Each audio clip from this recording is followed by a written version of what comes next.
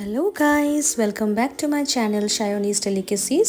আশা করি আপনারা খুব ভালো আছেন আর সুস্থ আছেন। চলে এসেছি আবার একটা নতুন রেসিপি নিয়ে। আজকে আমরা বানাচ্ছি কাঁচা কলার কোফতার ডালনা।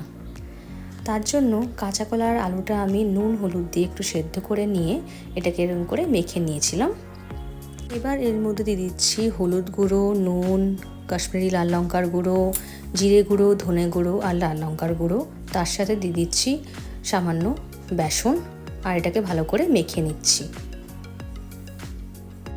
এবার আমরা হাতে তেল মেখে কোফতাগুলো বানিয়ে নেব। হাতে তেল দিলে কোফতাটা হাতে লেগে যাবে না। এরকম করেই সবকটা বানিয়ে নেব এক এক করে। এরপর একটা প্যানে রিফাইন তেল গরম করে কোফতাগুলো ডিপ ফ্রাই করে নেব।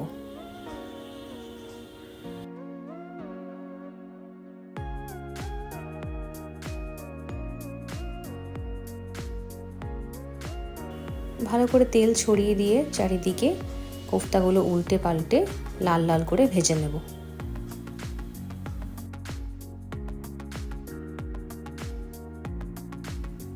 গ্যাসের ফ্লেমটা হাইতেই রাখবেন আর ভালো করে কোফতাগুলো ভেজে নেবেন। দেখুন এরকম লালচে লালচে কালার হয়ে যাবে। তো রেডি হয়ে গেছে আমাদের কোফতা। এটাকে আমরা তুলে রাখছি। তার সাথে আমি আপনাকে দেখিয়ে দিচ্ছি এটা কেমন লাগছে ভেতর থেকে। দেখুন রান্না করতে করতে এক দুটো খেয়ে নিলাম। তো রেডি হয়ে গেছে আমাদের কোফতা। এবার বানাবো কোফতার ডালনা। তো প্রথমে কড়াইতে সর্ষের তেল গরম করে নিলাম। এরপর দিয়ে দিচ্ছি গোটা গরম মশলা, তার সাথে দিচ্ছি একটা কাঁচা লঙ্কা।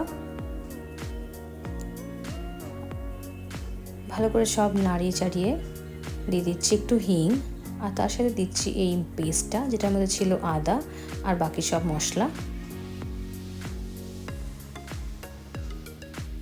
এটাকে ভালো করে এবার মিশিয়ে নেব। তার সাথে দিচ্ছি টমেটো। এখানে আমি একটা টমেটো ইউজ করেছি। ভালো করে কষিয়ে যতক্ষণ না তেলটা ছেড়ে আসছে আর টমেটোগুলো ভালো করে সেদ্ধ হয়ে যাচ্ছে আমরা এটাকে কষিয়ে নেব। আস্তে আস্তে দেখুন তেলটা ছেড়ে আসছে। এর মধ্যে একটু দিয়ে দিচ্ছি চিনি, টেস্টটা ব্যালেন্স আউট হওয়ার জন্য।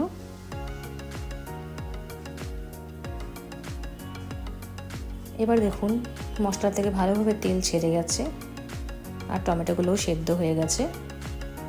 এরপর আমরা দিয়ে দিচ্ছি এর মধ্যে পরিমাণ মতো জল।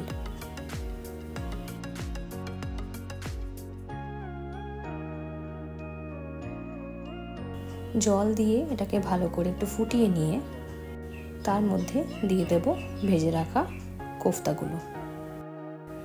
তার সাথে দিচ্ছি কিছু চেরা কাঁচা লঙ্কা ঝালের জন্য। এবার এটাকে আমরা একটু ফুটতে দেব।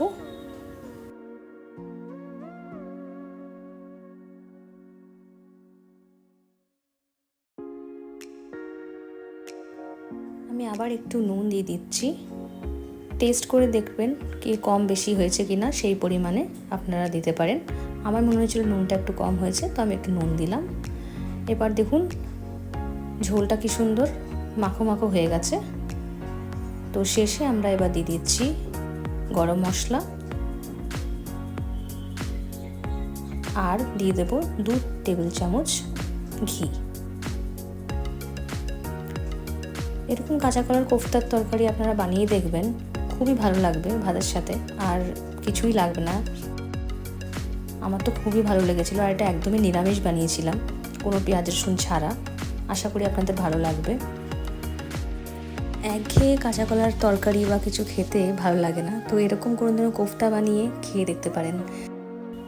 তো অবশ্যই বানিয়ে ট্রাই করে দেখবেন আর জানাবেন কমেন্ট সেকশনে কি কেমন লাগলো। ভিডিওটি ভালো লেগে থাকলে লাইক, কমেন্ট আর শেয়ার করতে ভুলবেন না। তার সাথে সাবস্ক্রাইব করে দেবেন চ্যানেলটা আর পাশের বেল আইকনটা প্রেস করে দেবেন। চলে আসবে আবার কোনো নতুন রেসিপি নিয়ে। Till then take care and by.